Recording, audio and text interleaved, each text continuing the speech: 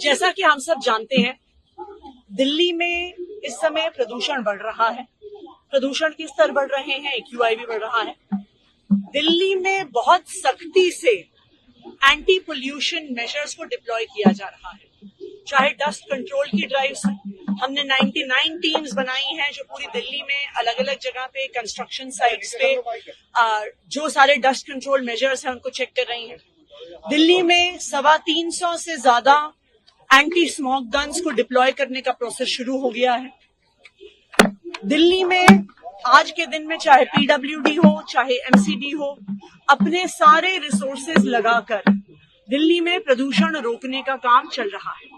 लेकिन आनंद विहार एक ऐसा इलाका है जहां पर, क्योंकि ये दिल्ली और यूपी के बॉर्डर पर है, यहाँ पर दिल्ली के बाहर से भी बहुत सारी बसेस आती हैं। पास में कौशाम्बी का बस अड्डा भी है। आनंद विहार एक ऐसा हॉटस्पॉट है जहां पर दिल्ली में हाईएस्ट AQI लेवल होगा। इसीलिए आज यहाँ पे दिल्ली के पर्यावरण मंत्री गोपाल राय जी और मैं यहाँ पे व्यक्तिगत तौर पे खुद आए हैं आनंद विहार में जो सारे पोल्यूशन कंट्रोल मेजर्स हैं उनका जायजा लेने के लिए। कई कदम यहाँ पे लोकली उठाए गए हैं। यहाँ पे जैसा आप देख सकते हैं, कॉन्स्टेंटली एंटी स्मोक गन्स चल रही हैं। जो यहाँ के सारे सर्विसेज हैं उनको गीला रखा जा रहा है, सड़कों को गीला रखा जा रहा है कि किसी भी प्रकार की डस्ट ना हो।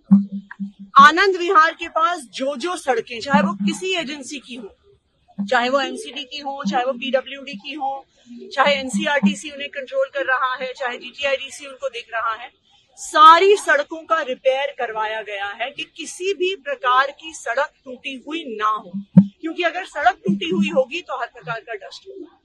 दूसरा, जो यहाँ पे कंजेस्शन पॉइंट्स हैं, उन सब कंजेस्शन पॉइंट्स पे इंक्रोचमेंट रिमूवल ड्राइव्स चलाई गई हैं, क्योंकि जब तक इंक्रोचमेंट रहेगा ट्रैफिक धीरे चलेगा और पोल्यूशन का लेवल बढ़ेगा। हम यूपी सरकार से भी बातचीत करेंगे क्योंकि पास में कौशाम्बी का बस स्टेशन है। दिल्ली में तो अब ज्यादातर CNG बसेस चलती हैं। दिल्ली में अब इलेक्ट्रिक बसेस काफी बड़ी संख्या में आ गई हैं, लेकिन पास में ही सड़क पार करते ही कौशाम्बी का बस स्टेशन है जहां पे ज्यादातर डीजल की बसेस चल रही है।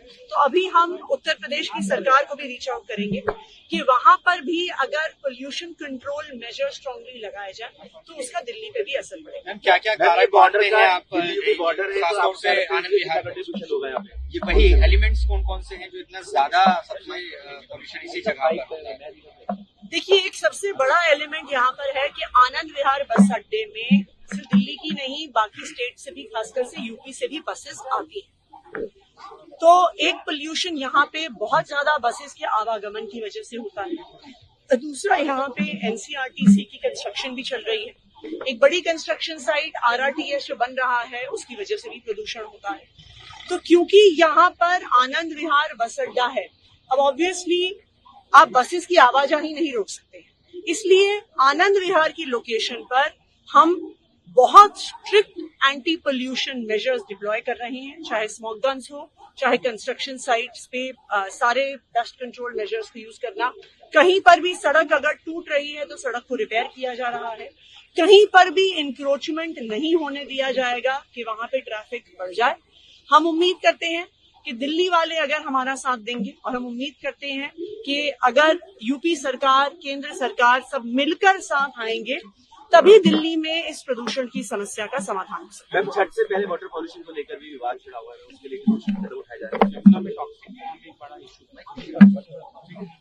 देखिए, हम किसी पे आरोप नहीं लगाना चाहते, पर यह सच्चाई है कि हरियाणा अपना अनट्रीटेड एफ्लुएंट यमुना में डालता है। हम किसी पे आरोप नहीं लगाना चाहते, लेकिन ये सच्चाई है कि यूपी अपना अनट्रीटेड एफ्लुएंट इस समय यमुना में डालता है।